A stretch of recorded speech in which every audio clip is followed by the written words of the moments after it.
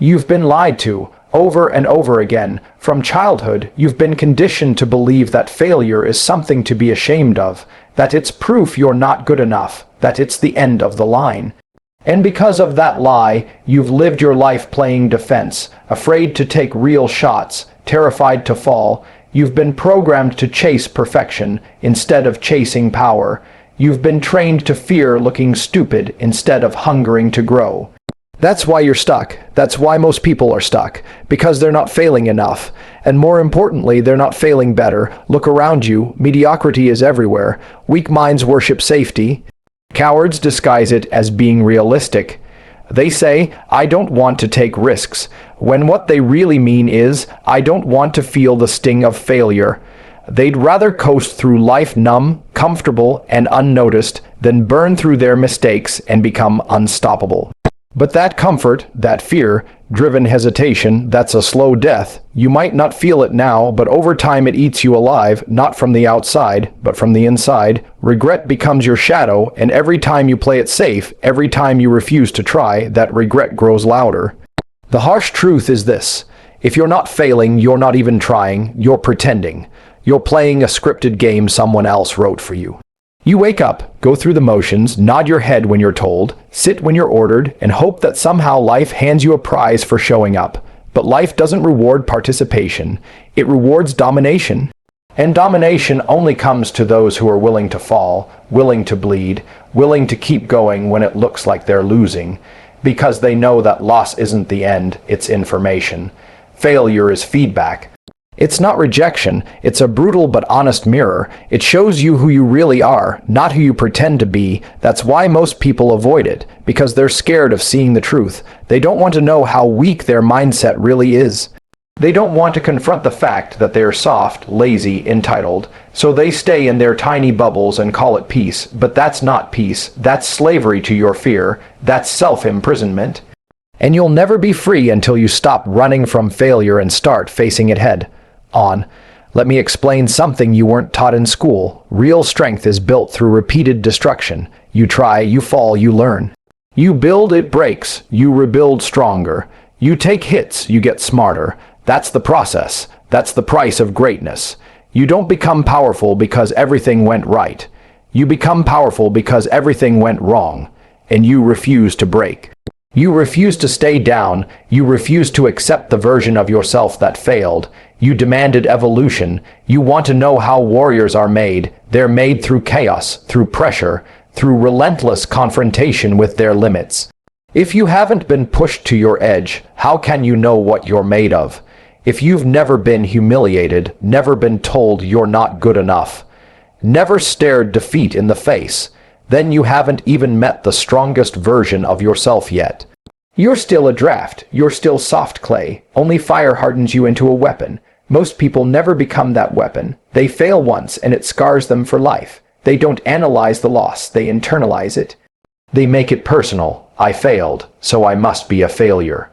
That's weak thinking. That's the mindset of someone who will never build anything significant. Because the truth is, you can fail at something and still be a winner. You can lose the game and still be a champion. It's not about the scoreboard, it's about the mindset. And mindset is sharpened by adversity. I remember when I lost everything in a deal that should have made me a fortune. Most people would have cried. Most people would have blamed the market. Most people would have given up and said, business isn't for me. And not me. I stayed up all night replaying every decision, every flaw, every misstep, not to wallow in it, but to understand it, because the next time I entered the arena, I came back with a sword instead of a smile. That's failing better. Failing better isn't just about trying again, it's about trying again with precision. It's about building systems around your scars. It's about studying the battlefield until you can walk it blindfolded. You don't just repeat your efforts, you evolve them. You become obsessed with improvement. You stop playing victim and start becoming a strategist. And when you move like that, failure stops being painful. It becomes fuel. You start to want it, because every failure is sharpening the blade. Every defeat is closing the gap between you and domination. Let me be very clear, the world does not respect safe people. It respects those who take risks and rise. It doesn't care how nice you are, how polite, how careful. The world is a jungle. It respects predators, not the ones who never get hurt, but the ones who get hurt and come back hungrier. That's how empires are built. That's how legends are born, not in comfort, but in calculated chaos. You think the people at the top had it easy. You think they never failed. No, they just failed harder. They failed faster. And most importantly, they failed better. While others were licking their wounds, they were rebuilding. While others were hiding, they were recalibrating. While others were quitting, they were sharpening their skills, upgrading their weapons, studying their mistakes, and planning their next strike. That's the difference. Every time you fail, you have two options: cry or conquer. Most people cry, they post about it. They call their friends, they drown in self-pity, they go soft, and then they repeat the cycle forever.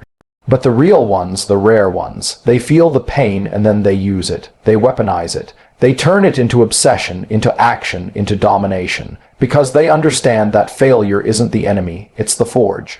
You want to win, then fall, get crushed, get humiliated, and then come back with scars and a smirk, because when you've been through hell, you stop fearing heat.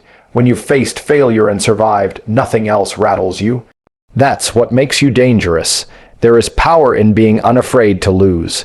You walk differently, you move differently, you speak with certainty, because you know, whatever happens, I'll adapt. You stop negotiating with fear. You stop begging for permission. You become a force, and that kind of power only comes when you've faced failure enough times that it no longer owns you. Most people live like sheep because they've never gone to war with themselves. They've never been forced to reinvent their identity after a collapse. They've never clawed their way back from defeat with bloodied knuckles and burning lungs. They've never rebuilt after everything they worked for shattered in front of their eyes. And because of that, they're weak. They look successful from the outside, but inside, they're hollow. They're afraid of risk, afraid of being exposed, afraid of losing what they have, but not you, because you're going to be different. You're going to embrace failure as the brutal teacher it is. You're going to use it as a mirror, a ladder, a weapon. And every time you fall, you'll rise better. Not just stronger, but smarter, more calculated, more relentless, more focused. Don't hide your failures, hunt them, chase them down, stack them like trophies, because each one brings you closer to mastery. Each one shaves away the weakness, the hesitation, the insecurity. Each one forges the man who cannot be broken, and the beauty of it is, once you understand this mindset, you become addicted to improvement. You stop fearing the process. You start seeking challenge. You don't want the easy path anymore because you realize it makes you soft. You start craving discomfort because that's where the transformation happens. That's where the real rewards live. The truth is, you were never meant to coast. You weren't designed to be average. You're wired to push, to evolve, to dominate. And failure is not the thing blocking your path, it is the path. The faster you walk it, the faster you rise. Most people will never understand this. They'll keep looking for shortcuts, keep chasing hacks. Keep whining when things go wrong. Let them sit in the audience. Let them watch you build something from the ashes of your defeats. Because when it's all said and done, they'll ask you how you did it. And all you'll say is, I failed better. You ever notice something strange about the people who truly dominate life? They're not the ones who had everything handed to them. They're not the ones who played it safe. They're the ones who got knocked down so many times you'd think they would have disappeared. But somehow they kept coming back. They didn't just survive failure. They evolved because of it. They learned how to fail better. And because they failed better, they became untouchable. That's not just strength, that's power, that's precision, that's the result of brutal refinement through chaos. Most people don't want that, they want comfort. They want certainty, they want everything mapped out before they even take one step. They want guarantees before they invest time, effort, or energy. And that's exactly why they stay stuck in the same loop. Waking up in the same bed, living in the same box, doing the same predictable things, having the same useless conversations, and ending every year wondering why nothing changed. They don't understand that you only change by forcing pressure on yourself. You only level up by getting smashed, getting hurt, getting humiliated, and then coming back smarter. There's levels to this game, and most of the world is stuck on level 1 because they've never trained for anything harder. They think the goal is to avoid pain. They think the goal is to get through life with the least number of bruises. But those bruises, that pain, that's your resume, that's your weapon. That's the proof you've been in the ring while they were hiding in the stands. Because failing better doesn't mean you don't feel pain. It means you convert pain into clarity. When life knocks most people down, they break, they retreat into self-pity, they start blaming the economy, blaming their parents, blaming the system, blaming everyone except the one person who can change it, themselves. You know what real power is. It's looking at the wreckage of your failure and saying, "Good, now I know where I went wrong." It's not deflecting, it's not pretending, it's owning it, analyzing it, using it. That's how killers think. That's how you become unstoppable. There's no such thing as a successful person who hasn't been shattered. The difference is, the ones who win don't make excuses. They extract data. They treat failure like a business consultant. It shows them what they missed, what they overestimated, where they got sloppy. Then they adjust. Then they strike again, and they keep doing it over and over until the game bends to their will. Everyone wants to be a winner, but no one wants to go through the fire. Everyone wants the crown, but no one wants to bleed for it. But you don't get the reward without the risk. You don't get the status without the scars. You don't get real growth without first breaking what's weak inside you. The lazy thinking, the soft emotions, the fragile identity. That all has to be destroyed before something stronger can take its place. You're going to fail. That's not a maybe, it's a guarantee. You're going to lose money. You're going to trust the wrong people. You're going to miscalculate. You're going to fall short. And every single time, life is going to watch you and ask, what are you made of? Most people answer that question by giving up. You're going to answer it by going to war, by tearing through the lesson, by coming back with fire in your gut and a new plan in your hands, because the key isn't avoiding failure. The key is failing so efficiently that you cut your learning curve in half. You can spend 5 years playing it safe, or you can spend 1 year failing fast, failing often, and building real strength through experience. The faster you embrace the pain, the faster you outgrow your limitations. That's what failing better means. It means you don't need 10 failures to learn the lesson. You need one real, brutal, honest loss. And then you adapt so hard it never happens again. Most people treat failure emotionally. They get dramatic. They catastrophize. They say, "This always happens to me." That's amateur talk. That's a weak man's vocabulary. The elite think logically. They say, "Okay, this happened. Why, what can I fix? What needs to be cut? What needs to be added? What needs to be upgraded?" They move with precision, not panic. That's the separation. That's how you elevate while others spiral. And here's the deeper truth. The more you fail, the more confident you become, not less, more. Because every time you recover from a failure, your fear of it shrinks. Every time you bounce back, your trust in yourself grows. You stop seeing failure as this big, dramatic monster. You start seeing it as part of the process, as a necessary phase, as the price of entry to the world of domination. You can always tell who has faced real failure and survived.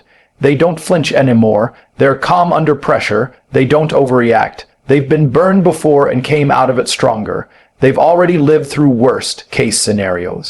They've rebuilt. They've recalculated. They've reemerged. That's why they carry themselves like killers. That's why people follow them. Because real leadership doesn't come from perfection. It comes from resilience. Now ask yourself, how many more failures are you willing to take? Because if your answer is 1 or 2, you're still playing small. If your answer is as many as it takes, now you're on the path. Because winning isn't about having a perfect run. It's about having an unbreakable run. It's about having 10 collapses and still finding a way to dominate. That kind of mindset is rare. That's why real winners are rare. The best part is, once you build that mindset, no one can take it from you.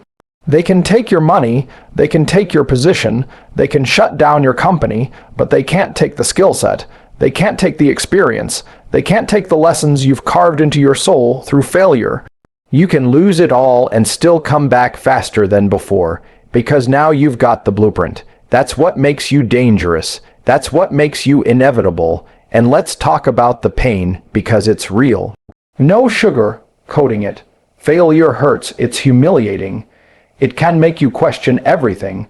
But here's the catch, it's temporary. That pain fades, that embarrassment fades, but the lesson, that stays, that grows. That turns you into someone 10 times more efficient, and if you can embrace that process, then no failure is wasted, no defeat is in vain, it all becomes fuel. Most people look at failure like a wall, like a giant stop sign. That's why they stop moving.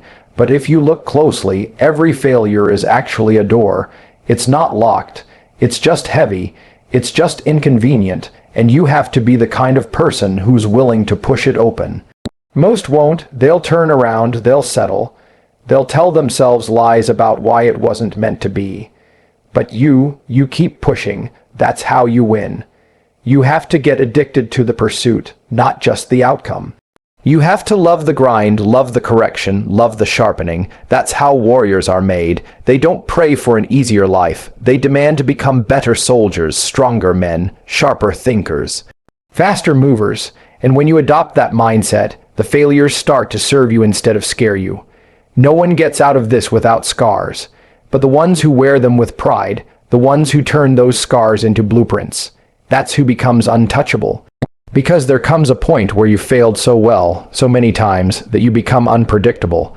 No one can rattle you. No situation overwhelms you. You become calm, precise, and absolutely lethal under pressure. And when that happens, success isn't even a question anymore, it's a side effect. You want the respect, you want the results, you want the power, then embrace the chaos, embrace the failure, embrace the storm. Because the weak will always wait for the perfect moment. The powerful will build something out of every broken moment. That's the difference. That's the edge. You either learn how to fail better, or you stay a slave to fear forever. There is no middle. There is no comfort zone that leads to greatness. You grow by destroying the weaker version of yourself again and again until all that's left is the version who doesn't break, doesn't hesitate, and doesn't care how hard it gets, because he's already survived worse.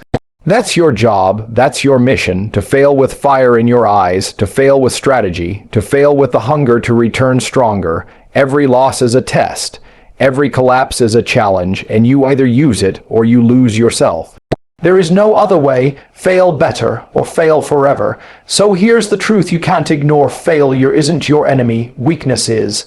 And the only way to kill weakness is to drag it into the fire and burn it down through action, through pain, through failure. Not once, not twice, but relentlessly, over and over, until every time you fall, you rise sharper, harder, and more precise than before. You want to dominate, then embrace the grind, embrace the losses. Laugh in the face of setbacks, because the man who learns to fail better, not just fail, but fail like a weapon, he becomes untouchable, he becomes inevitable, and eventually he becomes unbeatable. You're not here to survive.